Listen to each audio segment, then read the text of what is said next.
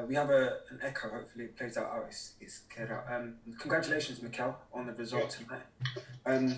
I think about Arsenal's record in Greece historically, both as you would understand, both as a player and as a manager, how difficult it is to get a victory in Greece. 3 critical away goals as well. I just want to ask you, looking back on your performance in the last 90 minutes, how much do you feel like it shows how much the team has progressed in the last 12 months, considering where you were last year?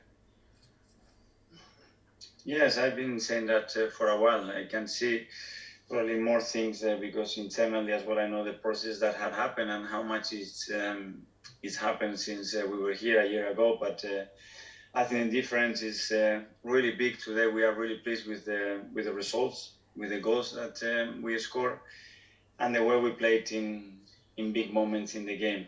But as well, we have to be very clear and honest with ourselves that we gave 3 goals to the opponent. They took 1, and at that level, they're going to punish you. So if we want to go to the next level, we have to stop doing that and be more ruthless. And when you are that dominant and you're playing that well, just kill the games.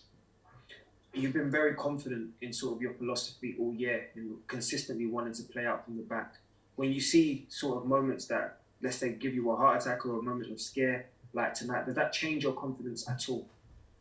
No, it's just when we have to play it. It's you have to play the ball to this player, but when is the difference? Is now, a second later, a second earlier, and that gives the opponent a chance to press or to intercept a Thurman pass or not, and that's where obviously the difference is, and to discriminate the decision making when it has to be done is what it dictates after in the next action whether you are successful or not. But it's not about the stopping or not encouraging the team to play.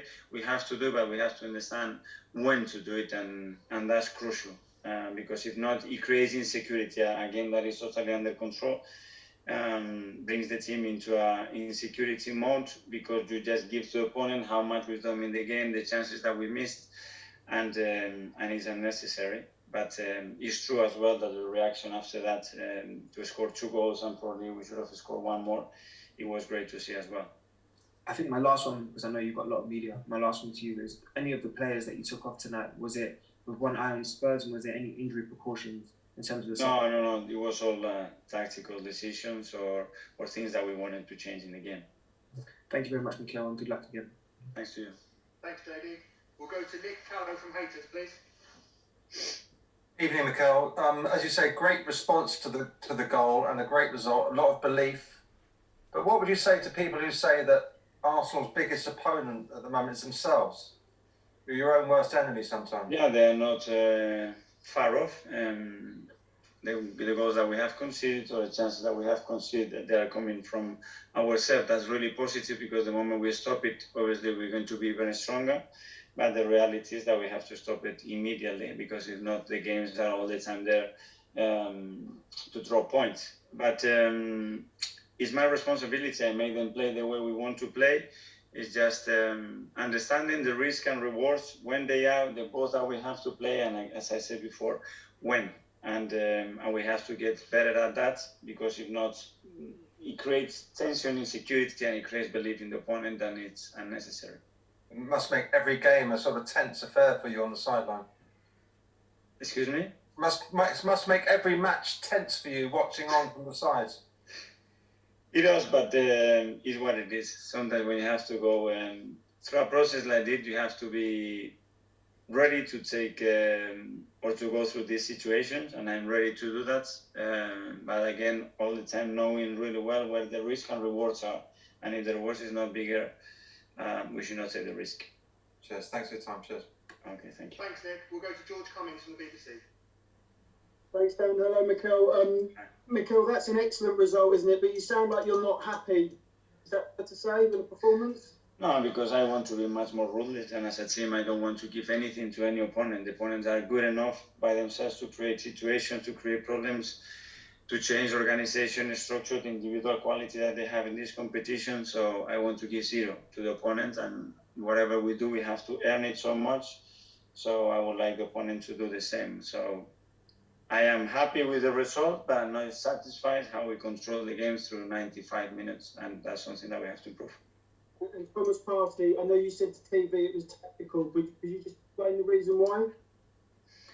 Because I wanted to change him and bring somebody else in to try to find some other stuff and change the shape and the way we're playing inside. Thank you. Thank you. Thank you. Okay, we go to Jim Conlon, please. Hi, Mikel. You spoke there about being more ruthless with the chances that you had there this evening. But in terms of the goals you scored, there were typical Arsenal goals, spectacular goals. And Mohamed Elneny's strike, how crucial could that be? I don't know. There is still another game to play, and in this competition and with this level of opponents, anything can happen. So we have to be very prepared to take the game 0-0 and go and win it at the Emirates, and then we'll be through. With Mo in particular and with the subs, I'm extremely delighted because I know how much they want to play, and they are key in this competition. You want to be successful, you need your subs to make an impact. They've done it tonight again, and Mo in particular because how he's been training so hard to improve his range, his shooting range with rounding, and he got his reward tonight, and it's very important for the team. And Mikel, does that show the real character in your side, that when adversity comes that you have a positive reaction, and the reaction was very good from Arsenal tonight? Yes, and it has happened in many games already, and that has to become a habit, because when you are able to react as a team in any circumstance, it doesn't matter the disappointment, the moment, or what happens, individual and collectively, you need to know that you can get that response, and the team is able to overcome to any situation. So that's really encouraging for the team. Thanks, Mikel. Thank you. Thanks, Jim. And finally, we'll go to Nick Ames, please, from The Guardian. Hi, Mikel. Yeah. Congratulations on the win. Just a quick word about Martin Odegaard, and maybe the only thing that had been missing from him in the last 6 weeks was a goal and a finish, and what a finish that was. I mean, that's the icing on the cake for him, really. And he can do that, and he needs to click by doing that. The same with Emil, the same with William, is that they are there to make things happen and win games. And win games are decided on the boxes, and they have to be more encouraged to attack those situations, to take risks, to take shots, to create opportunities to dribble, because that's their quality. And hopefully that's going to bring Martin the confidence. We scored 2 wonder goals from outside the box, and that's another important way of getting goals, and it's going to be crucial. Thanks, Mikel. Thanks, you. Thanks, everyone. See you soon. Thank you.